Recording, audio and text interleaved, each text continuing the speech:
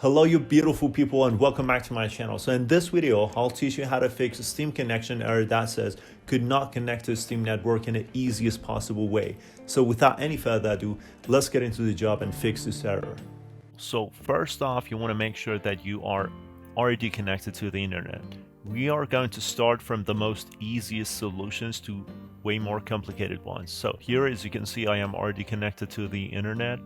But yet I'm getting this error. What are we going to do after that is that down in search bar, we want to search for this term that allow an app through Windows Firewall. Okay, just open it and click on change settings and just drag it down to the S. So you want to check both boxes to basically allow Steam through your firewall. Okay, if Steam was not there, you can just click on allow another app, then browse, and under C drive, program files 86, then Steam. Okay, you can like manually add it, then click OK. So after you made that change, you want to search for Proxy. And this is my proxy settings. You want to make sure your proxy is all turned off. So mine is all turned off. That's not a big deal to have automatically detect setting on. It's not it. But down in here on manual proxy setup, you want to make sure that use a proxy server is all turned off. On Windows 10, I will put a picture on how it is on Windows 10 as well, so you can all see that. So you want to make sure that proxy is all off.